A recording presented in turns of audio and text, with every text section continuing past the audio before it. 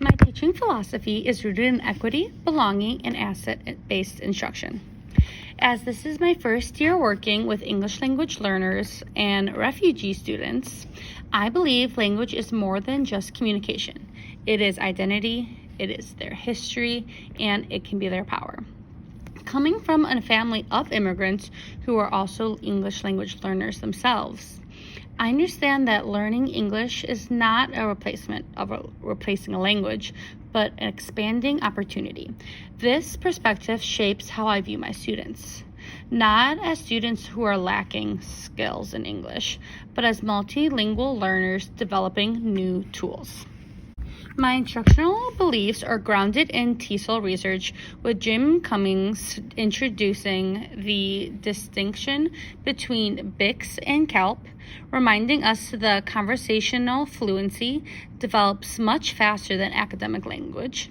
In first grade, this is especially important. Just because my students can speak socially does not mean they are necessarily ready to navigate academic vocabulary independently.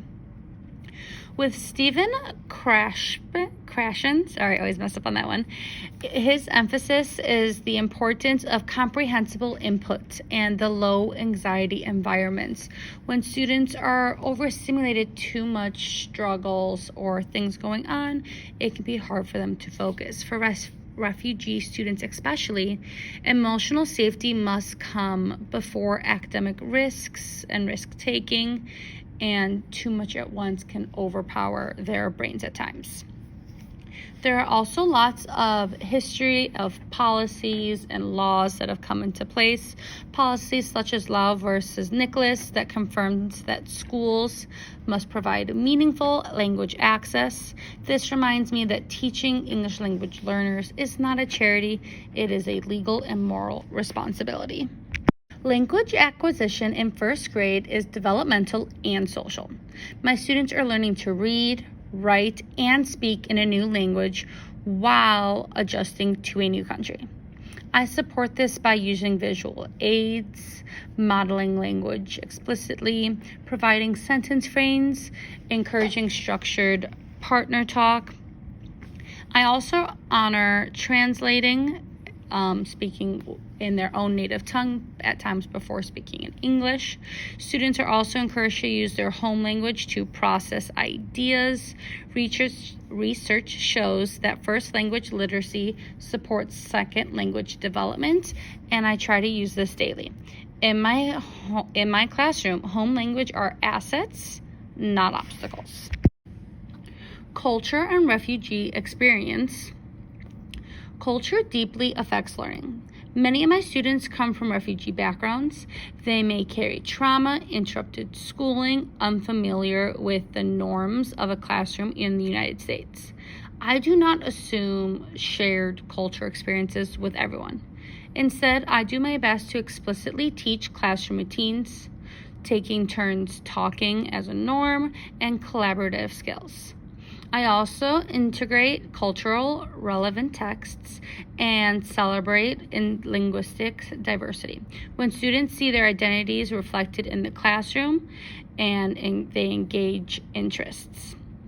This belonging is fundamental for students to learn that they are safe and allow them to learn better. Within lessons, I will try to include their flags. If you learn about the different parts of the United States flag, we will also explore their own country flags, reminding that both parts of us are important. Assessment and equality for first grade English language learners. Assessment for English language learners must separate language proficiency and content knowledge. In first grade, language barriers can easily mask understanding. Within my classroom, I use observational assessments, running records, picture-based responses, oral retellings, and small group check-ins. Formative assessments guide my scaffolding. I advocate against over-reliance on standardized measures that do not accurately account for language development stages. Growth matters more than comparison. Families are an essential partners. in the classroom and in the learning experience. Many of my students' families, like my own, are navigating systems in a second language. I prioritize clear, simple communication. Translating materials when possible, this could be through paper form or through technology, and warm relationship-based outreach. Advocacy extends beyond communication. I advocate for appropriate services, realistic expectations, and cultural responses. As someone connected to immigrant experiences, I see advocacy not as extra work, but as necessary work to help my students succeed. As my first year with immigrant students, I recognize that my learning is growing and ongoing. Professional development in TESOL, trauma-informed practices, and culture-responsive teaching is essential. I reflect on my bias, my instructional clarity, my expectations. Equity requires consistent reflection, and I am committed to evolving alongside my students. In conclusion, at the heart of my philosophy, this is my belief. My students are not behind. They are building. They are building language, identity, resilience, and academic foundations simultaneously. My responsibility is to create a classroom where language development, cultural identity, and academic rigor coexists. Through research-based instruction, meaningful assessment, strong family partnerships, and advocacy, I aim to ensure that my first graders, regardless of where they begin, thrive.